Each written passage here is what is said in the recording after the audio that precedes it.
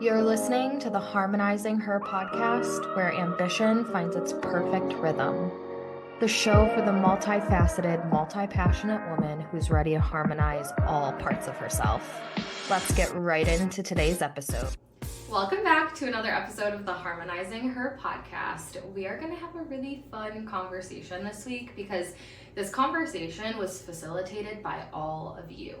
Last week, I went to my Instagram stories and I asked you guys, what do you want to talk about? What kind of conversations do we want to have on the Harmonizing Her podcast? And I got so many requests to talk about money mindset and wealth embodiment and wealth energetics. And so I popped up a questions box and I said, what questions do you have when it comes to money and wealth and energetics and all the things? And I got so many great questions that came through. So think of this episode like a money mindset Q&A led by you. So I have the list of questions here, and the first question was, how do I not feel anxious around charging a lot being in air quotes, a lot of money? Do you ever feel like you have to deliver results for people because you're charging a lot of money? And when I read this, when it came in the questions box, the first thing that popped into my mind was, well, I'm not charging a lot of money. That's not like the language and the terminology of how I see the situation.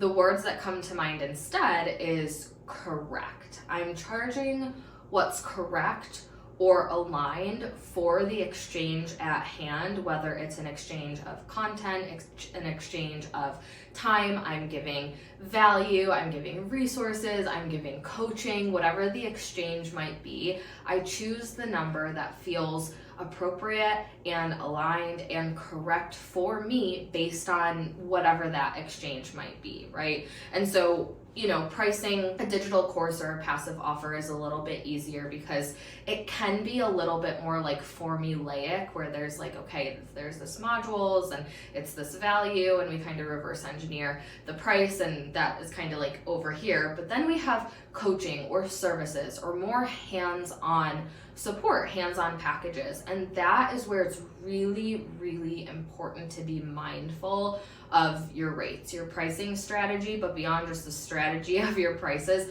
how they feel to you. And this is going to be like an underlying theme, I think, that comes up in the whole episode, is it's a disservice to you and it's a disservice to the people you're working with when you undercharge and undercut yourself, and you feel really sticky energy and you feel blurry lines and you feel resentment, and then you're kicking yourself because I should have charged higher, and then it's like the mindset spiral, but would someone have paid more, and do I have to charge this to give this? When you get into situations where you put prices out there and people buy, and then you get into the dynamic in the relationship and all of a sudden things aren't feeling good to you, that's an indicator that your pricing is super out of alignment. Now, part of that is having discernment and just being really in touch with yourself as you're creating and pricing your offers.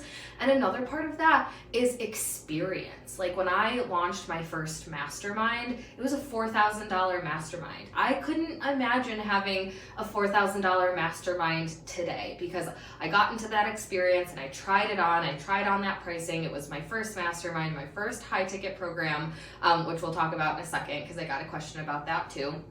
And so I was trying it on. And then as I got more experienced, I sharpened my own skill sets. I got really masterful and clear on what I bring to the table. The amount of money that I was charging in exchange for that became clearer too, because I was more clear and, more importantly, more confident in my skill set and what I was delivering and what I was bringing to the table. So I never think I'm charging a lot. I think I'm charging what makes sense for both people involved, for me to show up at my highest and for them to still have a price that feels really, really good in exchange for the value that they're getting. Now, part two to that question was, do you feel like you have to deliver results when people are paying you a lot of money? Here's how I feel about that. I can never get someone results if they're not doing the work. So I could give them the strategy. I could give them the business plan. I could give them the embodiment practice. But if they are not taking it and implementing it and doing their part, which is partially showing up for what they invested in and what they paid for, but there's other work to be done that contributes to our success, right? And so if I have a client who's like executing the strategy to a T, but ignoring the embodiment tools and things that I've given her, then like there's only so much you can do. It's like whatever that old phrase is, you can lead the horse to water, but not make him drink it. So that's one element to me. I view my responsibility in agreements like this to show up and give you the tools and the roadmap and the strategy and the resources and the support and the context and the coaching that you need to succeed, but that's only 50%. You have to bring the other 50% to the table. Now, the other thing I think about is I respect and appreciate and trust everyone's individual timeline. So going 30,000 feet above from a more philosophical point of view and a spiritual point of view, not everyone is meant to come in and get quick results. Some people still have healing to do. Some people still have embodiment work to do. Some people still have growing to do and experience to be had. And so I don't measure or compare one client's timeline to another, because I know that if they're doing the work, which is their part, and they have the tools and the support that they need, which is my part, it's only a matter of time until they're successful. Might it be in our 3-month container together? Maybe. That's certainly a possibility, and there's so much potential for that, but they might be meant to have their quantum leap 9 months later or 2 years later. And that's why I think even measuring the ROI of coaching and mentorship, myself included with my own coaches, I'm not looking for that like instant ROI when it comes to high level mentorship, because it's not like an input output, like you put $1 into my ATM and I spit you out $2 back every single time we have a call or talk on Telegram or something like that. It's about helping you mold yourself into the woman you're becoming and embodying things on a consistent basis and changing your identity over time and making sure that as you're growing, your identity is evolving with that. And so there is a lot more ingredients to this recipe versus looking at it from a black and white perspective of you're charging a lot, so now I have to deliver a result. Is your job to deliver the result, or is your job to be the guide and the support system and provide the tools and the knowledge and the information for someone else to absorb and integrate and take and embody and run with so they can get the result for themselves? So question number 2 was, what did I feel the first time I ever sold high ticket? Now, I just mentioned the first high ticket program I ever sold was called, and this was a long-winded name for this program, it was called the CEO Vibe Integration Mastermind. And I laugh and I giggle and I appreciate this version of myself so much, because you can see how that root, that little seed that was planted, this was back in 2019, how that message has evolved. And guess what? I still have the CEO Mastermind. It has evolved since that point. I am still talking about integrating identity and being the CEO of your life and taking ownership and leadership over your joy and your energy. Like, all of those things have stayed with me and been the center of my work all of these years later. So that's always funny to look back on and see. But in 2019, that was the tipping point in my business where I was like, okay, I've been teaching mindset, manifestation, and energetics for just about a year now, and I'm really good at business and marketing, and I really want to bring those two things together, the energetics and the strategy, right? And so the CEO Vibe Integration Mastermind was born, and this was my first high ticket program, because prior to that, the offers I was selling was like, I had a $497 program, I think I had a $297 program, a $797 program. I might have even had like a $997 program, but nothing that was like multiple thousands of dollars. And this was a 3-month mastermind for $4,000. And I took a really small cohort. I think I had like 5 or 6 people in it. And I just remember feeling so in my purpose and so confident selling this mastermind, because I knew I was a coach. Like, I just knew I loved to support women. I loved the intimacy that has stayed with me to this day. I knew that I loved mindset and manifestation. I could teach about that and I could get people results because I had been getting people results. I knew that I could get people results in their business and their strategy because before starting my business and my job, I was getting people results in their strategy and I was getting myself results with their strategy. And so I was like, combining those two things just makes sense. And so the number that I was feeling into was $4,000. And I will never forget the first person who joined, my first high ticket, first mastermind ever, she paid in full. She paid in full, and I just remember sitting there thinking to myself, oh my gosh, this was like, potentially a month or 2 months worth of my normal business income coming in one lump sum payment. Because at this time in my business, I was like teetering 10K months. I would have like a 3K month and then a 10K month and then a 4K month and then a 12K month. And so I was really like incrementally working on stabilizing 5-figure months at this time. And when that payment came through, I was like, oh my gosh, this is like collapsing time around money. And it felt so good. And that fueled me even more. But all of that to say is like, I think a lot of people have it backwards where they're like, I need to get behind this number. I need to get behind this price point in order to receive the things that I want. But I think the work is actually getting behind what you provide for someone, getting behind the journey that you can take someone through, getting behind even the detachment of what we just talked about, of not feeling this deep-seated fearful obligation of having to do something for someone or to get them somewhere, and then feeling like either you're charging too much or you're ripping them off or your program's not enough or you're not enough because they're not getting the result that they asked for.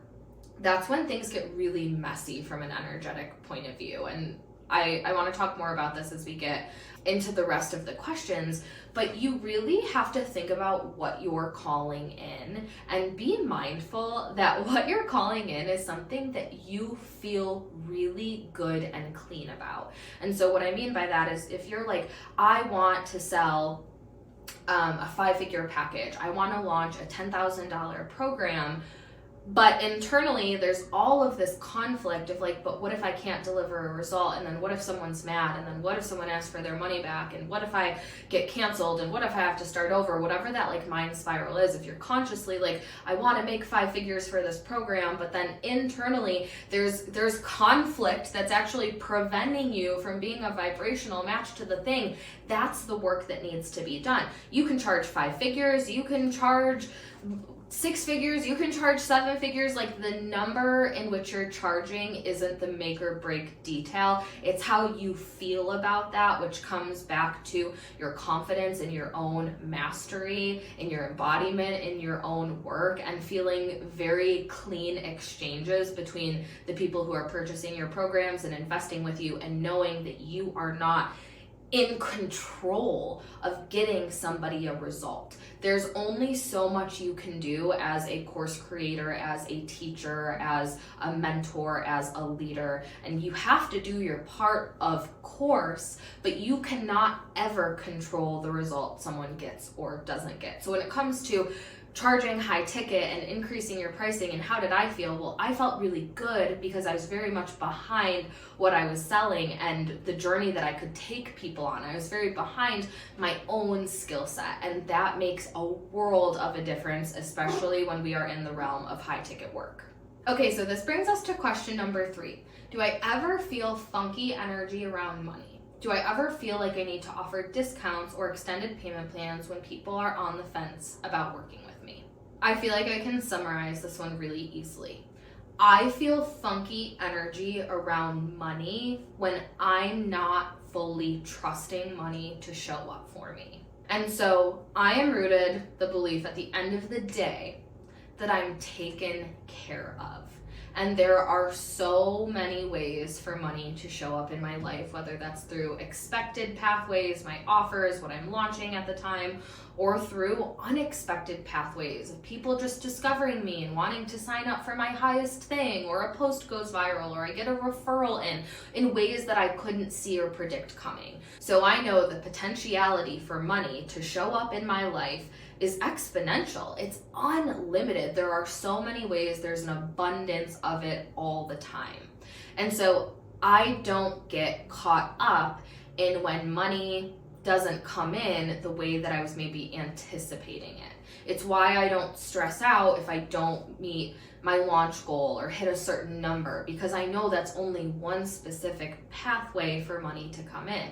And at the end of the day, the belief isn't, I believe I can receive money and money can come in through this pathway. It's, I believe money shows up for me through expected and unexpected ways all of the time. So when the energy starts to get funky, it's because there's this fear or internal conflict coming up that is indicating to me that I'm not fully trusting. That fear that money isn't gonna show up. That fear that spirals into, if the money doesn't show up, what's the ripple effect from there, which is a spiral and a rabbit hole that is not useful or helpful. So I don't go down there, but I do recognize and realize, okay, I am not in a trusting energy around money and around receiving right now. So how do I shift that thing? And my favorite way to shift any perspective is to look for evidence where it's already happened, because that's going to be the quickest and most impactful way to get your unconscious on board. And so I look at all of the different scenarios my entire life where money has always showed up. I've never gotten evicted. I've never gotten the power turned off. I've never not had a car to get somewhere. I've never not been able to buy groceries. Like, even in the scariest, darkest, brokest seasons of my life, money has always showed up in some way, shape, or form. I know that to be true in my entire body. So when I can get myself congruent with that belief again, the funkiness around money dissolves, and typically I'll get an idea, a download, a channeled message that will lead to me then taking action and embodying that thing and making money at the end of the day. Now, the second part to this question was, do I ever feel the need to offer discounts or payment plans when people are on the fence? I love to offer incentives into my work when it feels fun and playful for me. And so I do that. I offer those things as an energy energizer. Those are never things that I do out of obligation. Those are never things that I do because I think if I don't give a discount, someone's not going to buy. I'm never relying on one of those incentive tactics to bring in the sale. I know that people are going to want to work with me either way. Do I think it's fun to make it easier for them? Of course. I love promotions. I love flash sales. I've always been someone who offers flexible payment plans. That feels really good to me. But I think, again, it's not about what you're doing on a conscious, like 3D level. What's going on internally behind the scenes? Because again, if you're like, I want to make all this money, I want to charge 5 figures, but then internally there's conflict of, but I would have to give a discount, or I would have to give some 27-month payment plan for my people to be afford that. If there's internal belief conflict, it's always going to fall flat. So you could be giving a great deal, you could be giving a great discount, you could be giving a great payment plan, but if you're giving it from a place of either lack or obligation, it's not going to work, versus grounding yourself in your pricing, your flat baseline pricing, knowing that you can offer a sale or a discount or a something when it's coming from a place of overflow, when it's coming from a place of joy and fun and excitement and alignment. And that's the difference. So again, it's like, we're really talking about what's going on behind the scenes in this entire conversation, because it has nothing to do with the discount, the number, the payment plan, the whatever, but what is the frequency and intention and vibration that you're infusing into that discount and into that strategy that's going to make or break it. Okay, question number 4. How do you manage your money mindset when things aren't working or you don't hit your goals?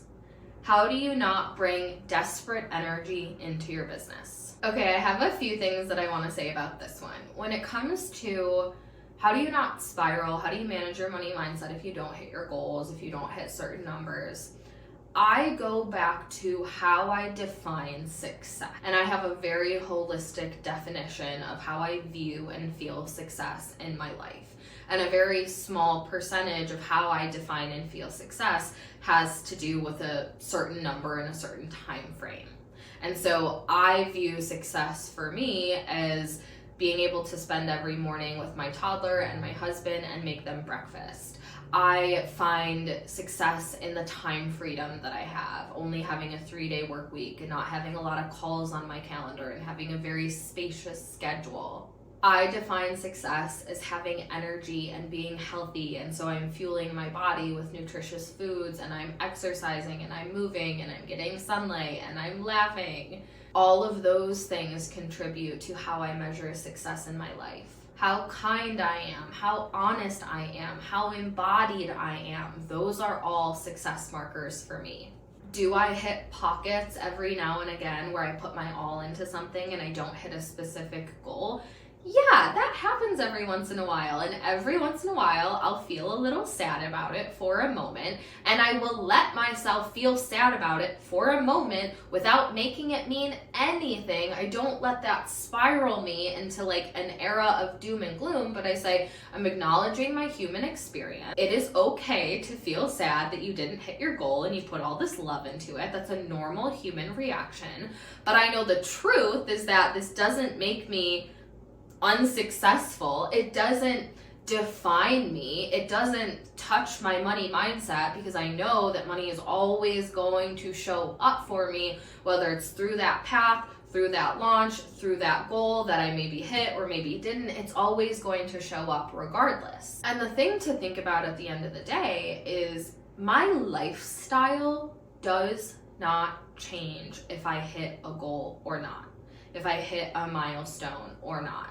And I had this aha moment last year when I was at a retreat for a mastermind that I'm in, and I was talking to Catherine Zankina from Manifestation Babe, and we were having this conversation. It was just like the light bulb clicked.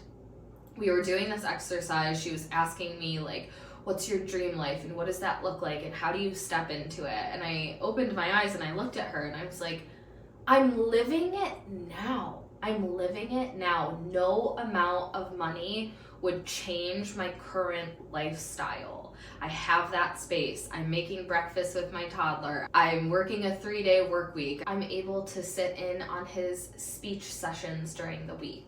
I'm in this mastermind. I'm invested in coaches. I have my health. Nothing about any of those things are gonna change whether I hit this goal or not. And I think a lot of people think that if they don't hit a goal, it's like the light switch goes off and their life is just destroyed. And like I was saying earlier, like you're gonna get evicted and the power's gonna get shut off and da-da-da-da. Like you're going to the worst, most fearful place, when the truth is, if you don't hit your next goal or even your next 3-5 goals, your lifestyle is not going to go from on to off overnight. So I don't stress over a goal because I'm living my dream life now, and I'm very clear on how I define and measure success. And a part of that is money and finances, but it's not the whole part of it.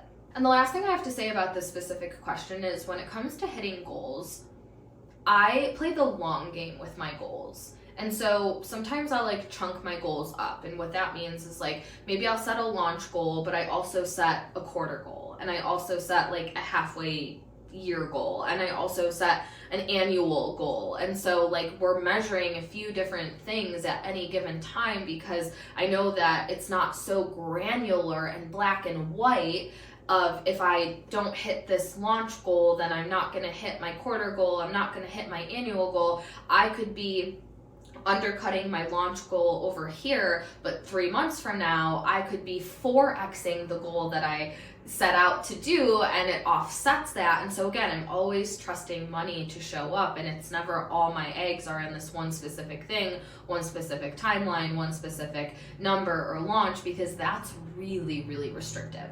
The second part to that question that I want to touch on is, how do you not bring desperate energy into your business? The entity of my business is something that I energetically protect at all costs. So if I know that I'm feeling fearful, or I'm in scarcity, or I'm in fight or flight, I'm not touching my business. I am not brainstorming, I am not strategizing, I am not creating, I am not posting, because I wouldn't dare infuse that into my business.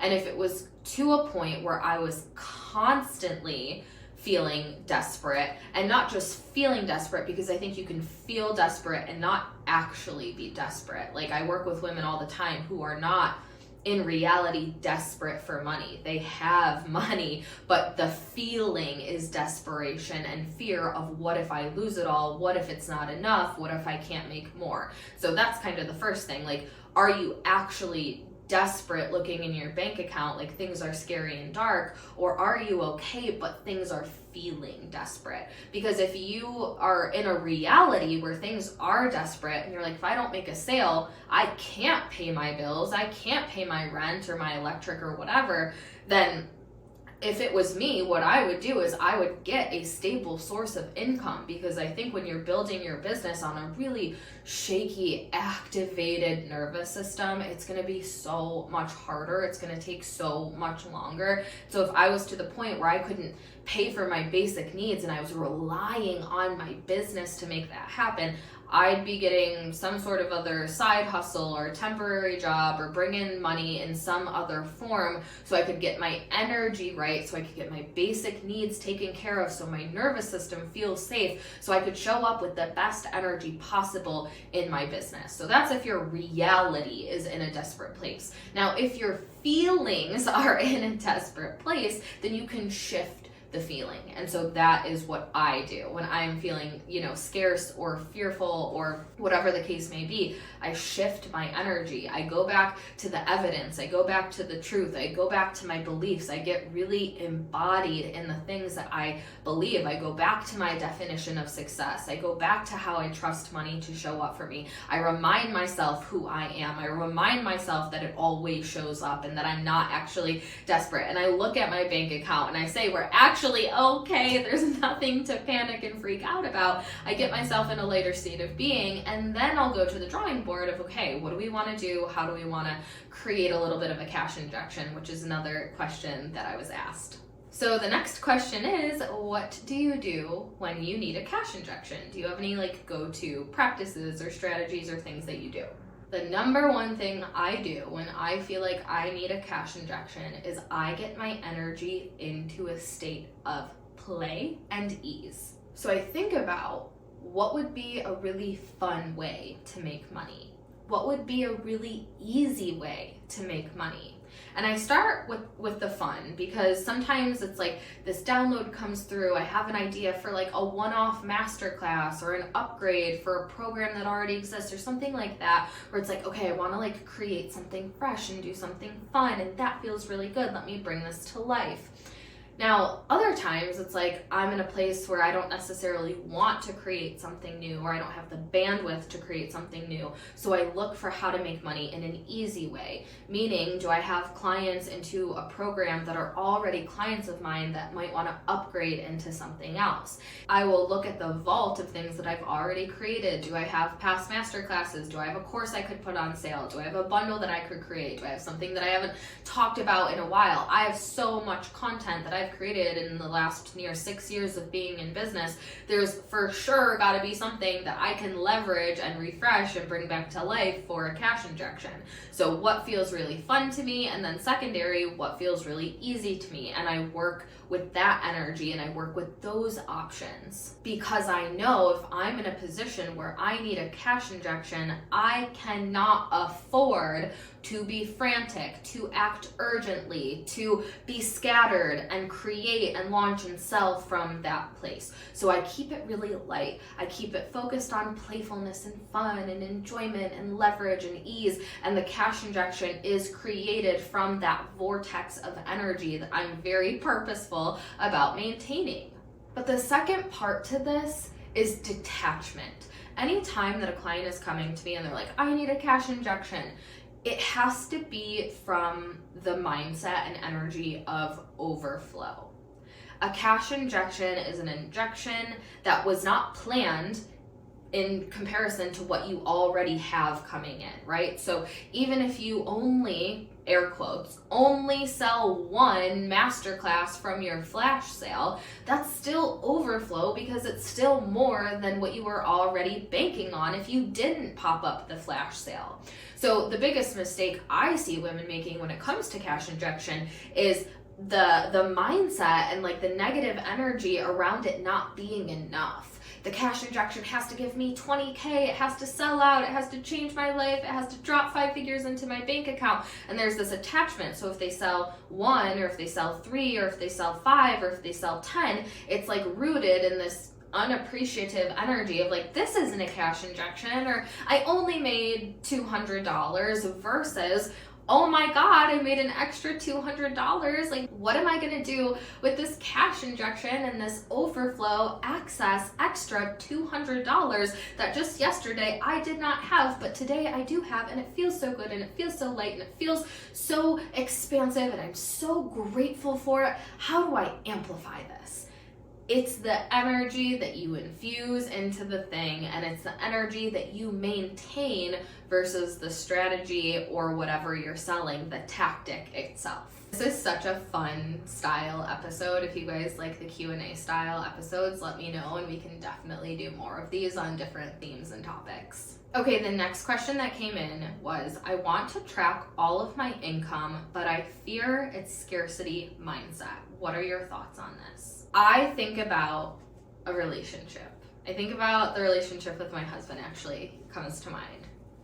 And there is a difference between me checking in on him from almost like a nagging energy, a controlling energy of like, hey, how are you? How was your day? Are you mad? Are you sure you're not mad at me?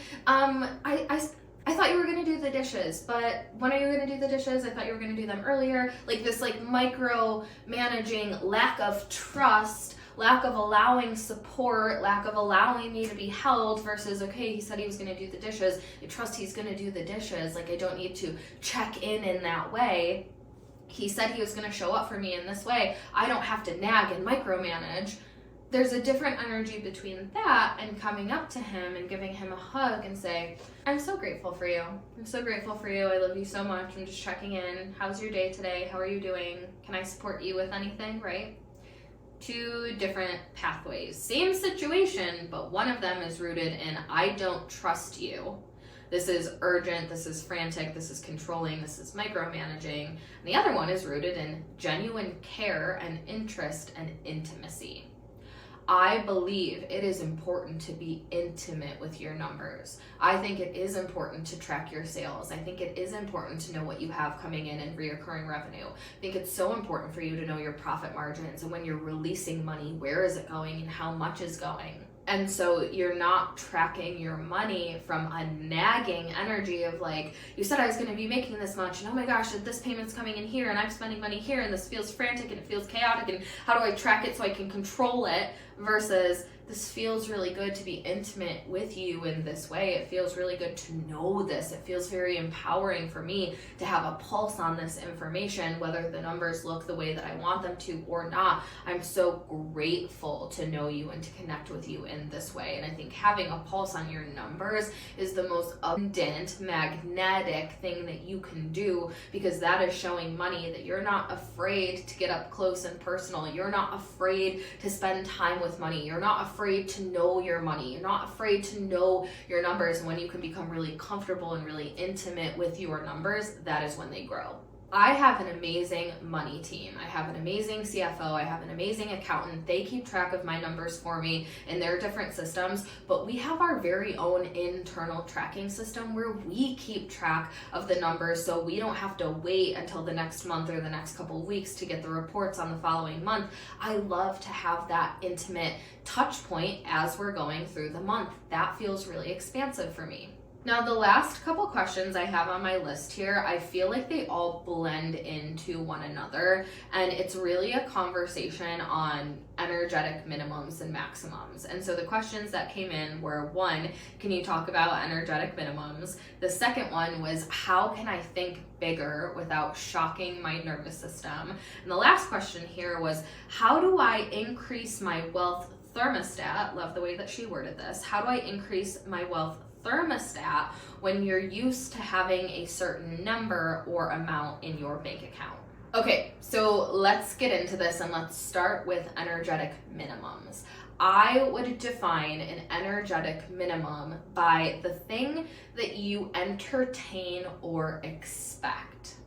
And so an energetic minimum in terms of finances is maybe like, I can't imagine making less than whatever it is, right? I can't imagine making less than $10,000. There's just no reality in my mind where I'm even entertaining a different reality. There's no energy or power when I think about making less than 10K that could ever exist. It's just, we don't do that. Like, that is foreign. I don't even know what that feels like. So your energetic minimum is like, it's the thing that you don't even entertain bouncing below, right? Your energetic minimum. Your energetic minimum also shows you what you believe.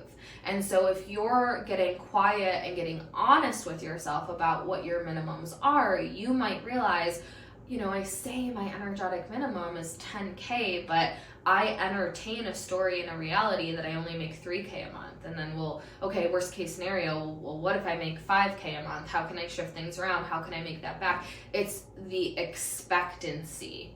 You are expecting or entertaining that you're going to make less. So your minimum isn't actually 10K. It's the reality at the lowest point in which you can entertain. And being honest with yourself about what that point is a game changer. So we have the energetic minimum of like, this is the baseline. This is the baseline. I can't expect having any less than this. I know that I'll always have this at the base.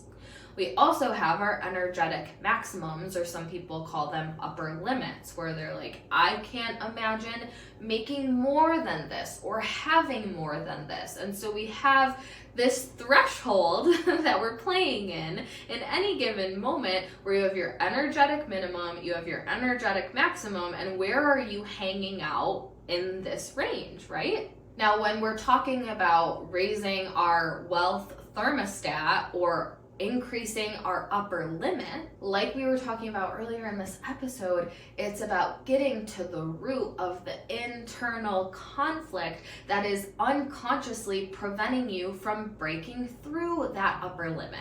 So again, if you're like, I consciously know I want this thing over here, but I have a fear in the back of my mind, or I have an internal conflict about the way that it's going to play out, that I'm resisting it, then there's work to be done on cleaning up that conflict. Sometimes it's about the way your offer is structured. Sometimes it's around your pricing. Sometimes it's around how you're selling, but you have to get to the root of what is the noise, what is the story, what is the fear of, if I break through this level, then this thing is going to happen over here.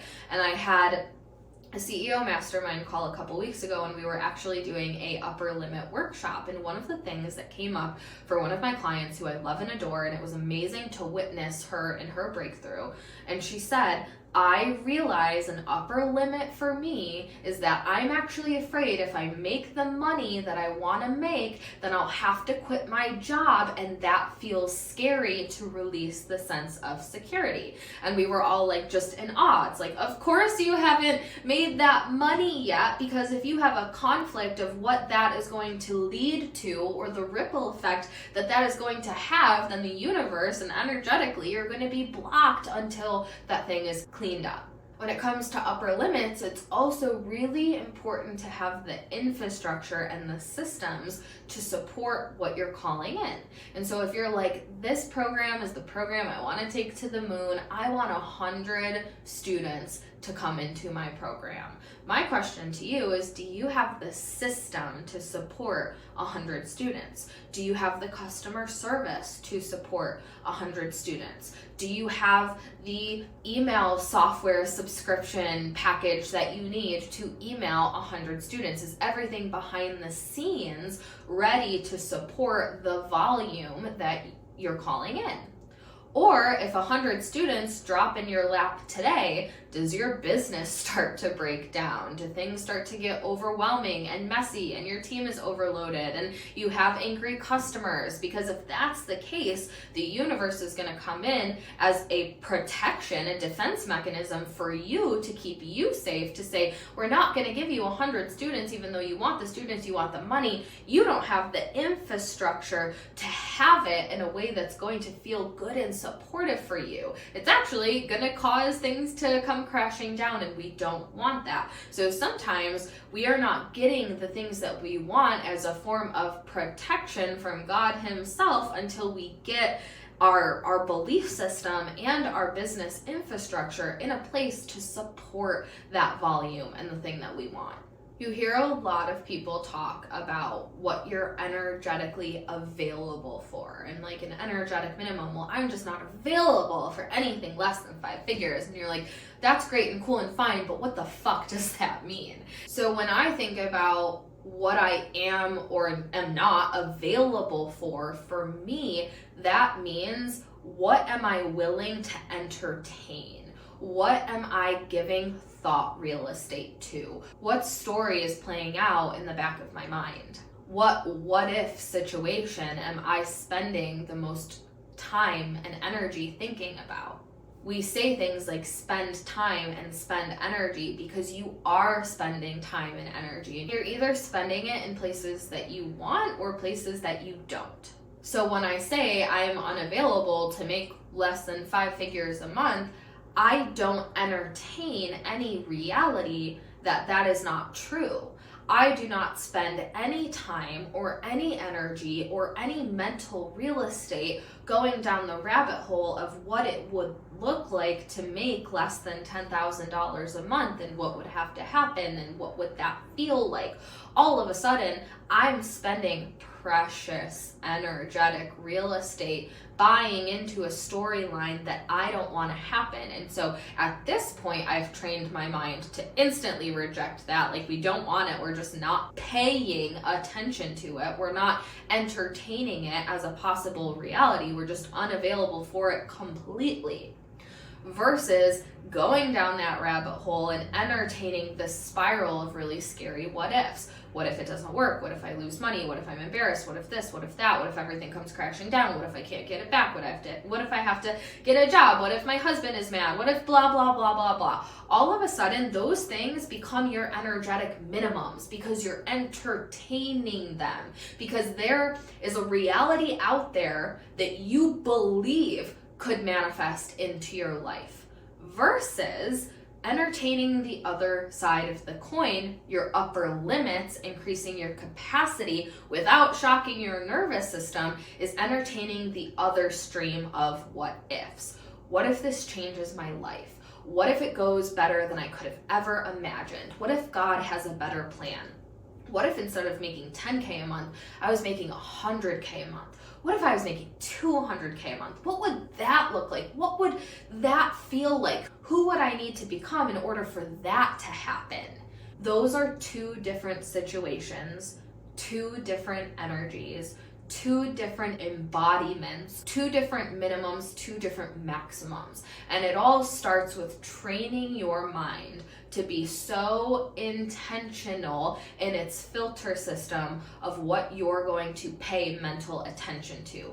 Most of us spend most of our time entertaining the situations that we don't want, going down the what if rabbit hole of situations we don't want, and we are spending very, very, very little, not enough time entertaining the other side of the coin, of our upper limits, of what if it's double, what if it's better, what if it's easier and more fun than I could have ever imagined, what if I break this record, what if I crash through that glass ceiling, what does it feel like to break my upper limit? And then as you do that, as you train yourself, this is identity work over time, then you'll realize, oh, I want to make $100,000 a month. That's a really fun reality that I'm entertaining. That's my upper limit. Now I'm having fear of what if I'm making $100,000 a month and my friends treat me different, or my family treats me different, or like you'll have the internal conflict come up. Okay, now time to clear that out. It is this constant work and evolution and energetic strategy to make sure that your range, that minimum, that maximum threshold, is continuously and steadily increasing, and you're doing the work to rearrange things and change the behavior and be very, very precise about what story you're entertaining and what reality you're expecting. And that really, to me, is energetic minimum and maximum work. I loved this episode. I loved answering your questions. I love that you felt so much a part of this episode with me. The only thing that could have made this better is if you were all in my podcasting room right now actually asking me the questions and being here with me, but this feels like a very, very close second. What a great episode that you can plug into on money mindset and wealth energetics at any time that you want. So I hope you have a great rest of your week, and I will see you in the next episode. That's a wrap for this week's episode. As always, I'm your host, Taylor Slango, and I appreciate every time you listen to the Harmonizing Her podcast. It's my mission for this show to be a catalyst that empowers women to break out of their boxes and stop trying to niche down who they are. Make sure to stay connected by subscribing to the show, connecting with me on Instagram at Taylor Slango, and going to taylorslango.com/podcast to subscribe to the Harmonize Weekly newsletter, where I'll drop the latest episode and a few extras in your email every week.